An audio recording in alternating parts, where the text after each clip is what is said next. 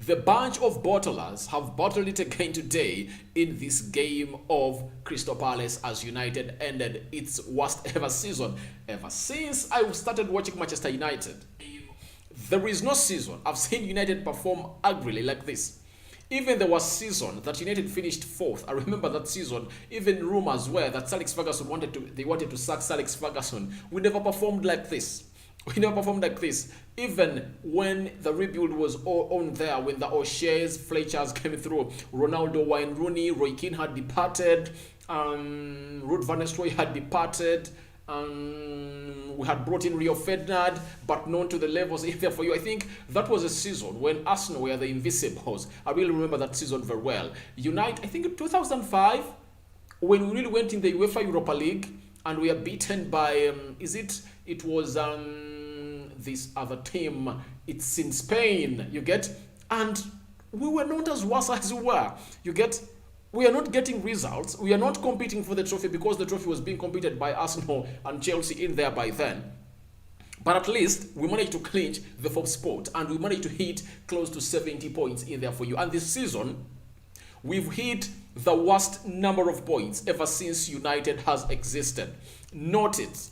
The worst season United had was under David Moyes and we managed to gather 64 points. And this time round, United have gathered 58 points. That is not acceptable at this season in there for you. That's why I've put up in the title, a huge task ahead of Erik ten Hag. Yes, it is a huge task. If at all you don't know that it's a huge task, look at the game today. Did United look like they're threatening? The only people that really put up a fight were Elanga, Edson Cavani, and Hannibal. The rest were like toddlers, like tourists at Selhurst Park who had just come to pass in here. Imagine they didn't even show to the new manager, that is Erik ten Hag, who was seated in the stands alongside his Van Gaal, Van Gaal, the assistant, and McCrallen, and Mataf, and the new CEO, Richard Arnold. They never showed them that we are here to fight for United. Not at all. I never evidenced it. I never saw it in that game of as United really went ahead to play into that game of Crystal Palace. When you look at Bruno Fernandes, oh my God, I ask myself, what does it take for a player to get to know that I'm supposed to be a person who really dictates play? I'm supposed to be the reason as to why United controls these games of football in here for you. And I'm just asking myself, when will Bruno Fernandes get to know that, all right, the man supposed to control the game of Manchester United? Look at when one matter comes through. One matter comes on the field of play, everything changes. You get, he shows him, he starts to control that ball, and the game gets back to the control of United. You get? And Juan Mata had found himself an assist because he threw that pass to a man who goes by the names of Elanga, and Elanga really hit that ball out in there for you. And when you look at games like this, there is no way you're really going to come out and pile more pressure to Elanga, the Hannibals who really managed to get a shot on target. Yet the other players of Manchester United look like they are not here to deliver anything. You get? Bruno Fernandes is a man who is supposed to be here to show us how to control this game. He's the reason as to why United is supposed to be playing very well in the middle of the park. He's supposed to be a Kevin De Bruyne. He's supposed to be a Luka Modric. He's supposed to be an Eriksson for Manchester United. But guess what? That's not what he does. He officially does the opposite. In the positions where he's supposed to go in and really go on and really pass that ball, he just continues to displace it anyhowly, shoot anyhowly. You get, he's shooting aimlessly. That is Bruno Fernandes for you. Those are things I hate. I hate about him. I hate about him because he is a player that is at a level of learning. And when you are at Manchester United, you should know that when you came in, you scored goals and you did assist in there for you. But that is not going to be part of you game in, game out. You get? But what I won't really get out of you is your passing range, your ability to get United into managing the game and controlling it 100%. You get? That is what won't get off you. And I really believe that. Look at Martin Odegaard at Arsenal. That's why when you're doing the combined 11 of Arsenal versus Manchester United, that game we lost 3-1, I really went ahead.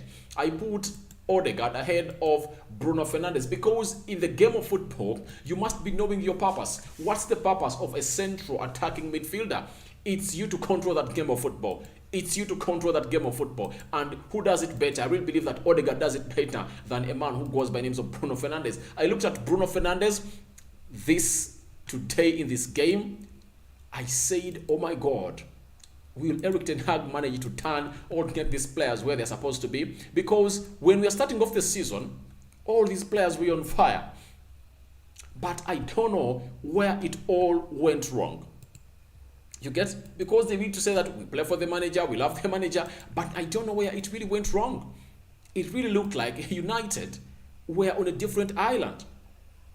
Do you know how many games we've lost? And let me read you something in here that I've just read on Twitter. That for the very first time, United have ended a season with a goal difference of 0. That means we've scored, the number of goals we scored are equivalent to the number of goals we've conceded. Is that United? Are those statistics supposed to come in and front in here when you are doing the last video of the season for the Premier League? That's not the way. That's what we're supposed to be talking about here. You get?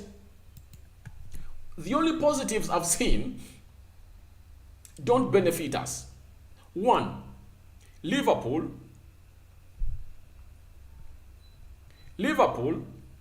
is still has really not won the quadruple. Remember, the record holders of the Premier League, FA Cup and Champions League winners are Manchester United, who won a treble in 1999 when United beat Bayern Munich. That's the record that we are having. And the only thing positives we've had are because Liverpool have not won the Premier League. That means even if they win the Champions League, they wouldn't have won what they call the pure treble. You know that very well. Then secondly, Arsenal not going to the Champions League. Guys, just imagine if at all Arsenal had gone to the Champions League. Do you know how they would have hailed at us? So, you know, there is a lot of rivalry between Liverpool and Manchester United and Arsenal in there for you. Those that have been watching this game of football for a very long time, you know that very well.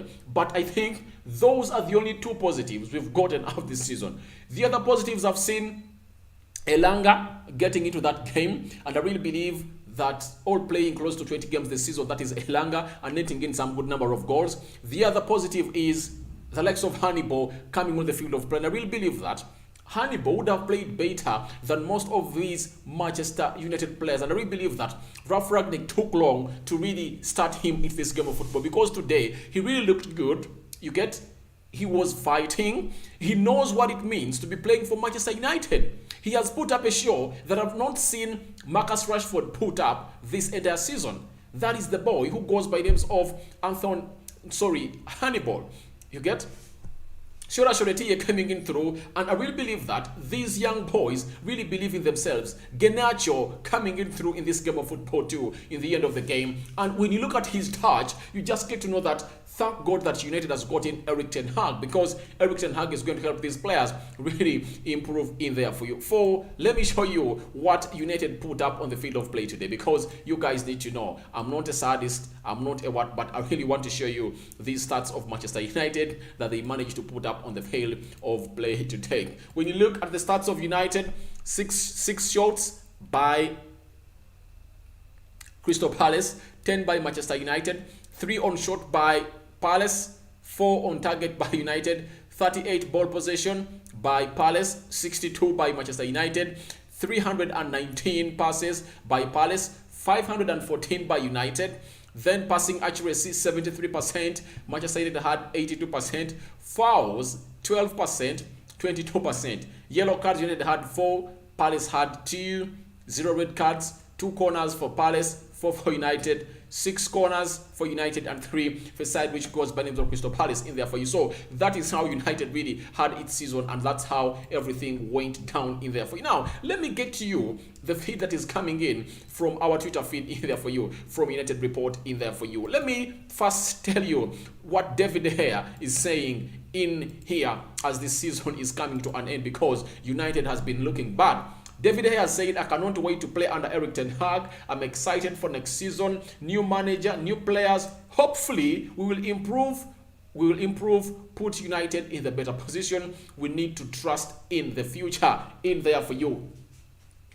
This time round, I cannot come out and criticize David Gea, because even today, he has pulled out close to 3 saves that would have seen us concede close to 4 goals. And when you see United conceding only 1, just know David Gea has saved us like 4.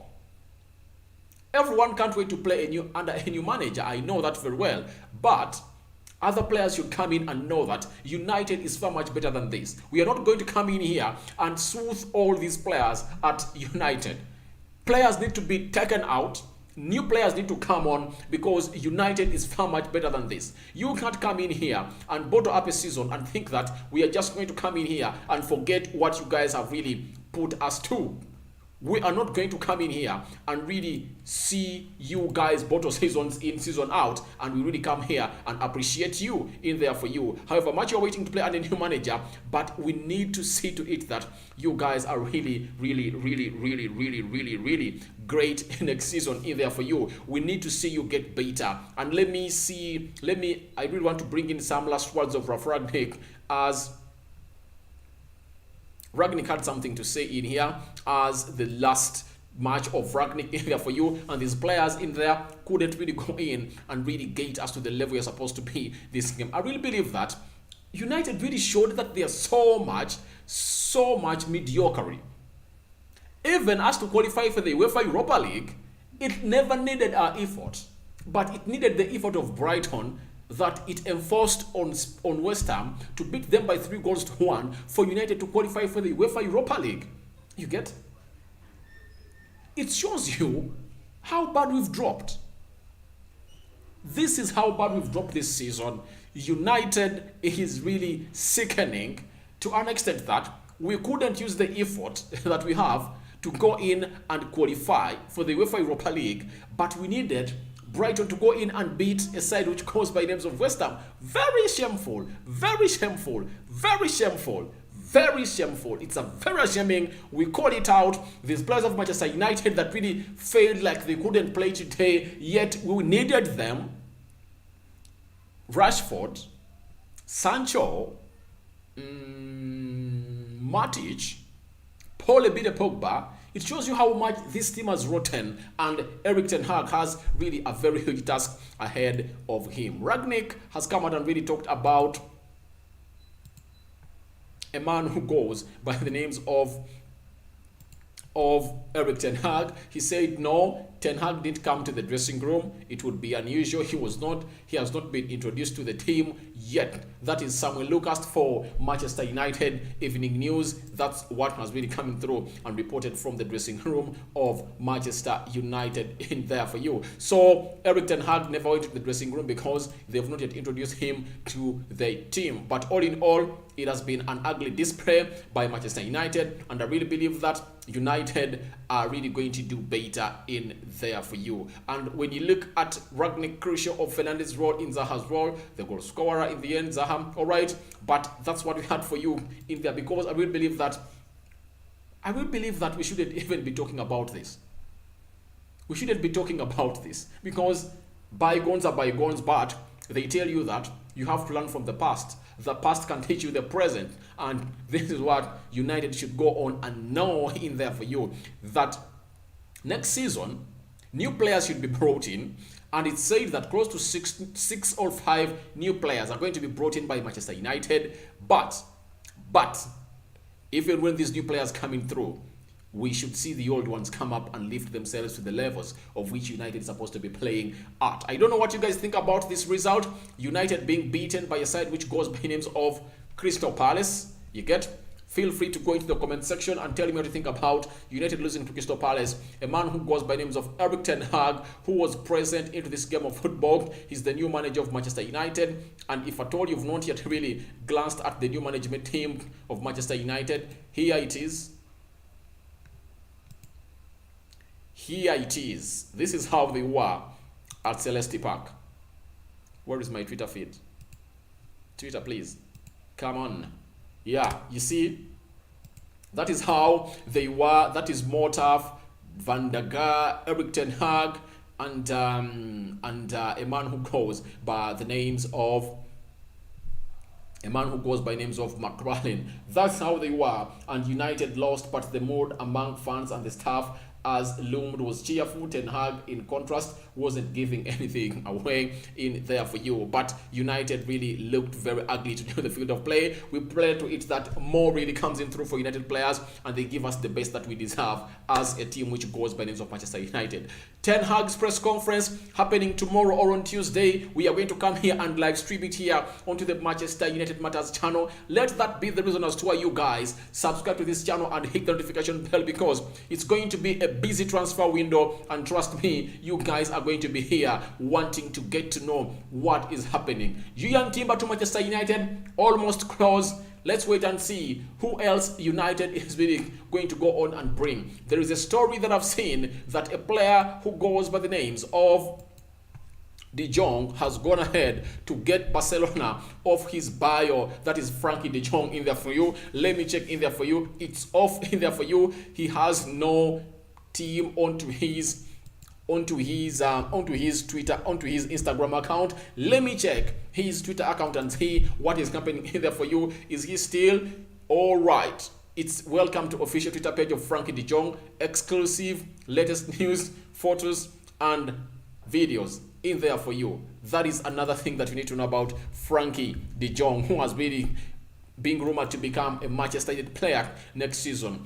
Till now, all right has been edited, but way back his Wikipedia was showing that he's playing for Manchester United, but this time round it's reading that he's playing for Barcelona. So let's wait and see what really comes through in there at the end of the season as Manchester United gets in the signings that they deserve to get back to where we're supposed to be. An annoying season, players drop down tools.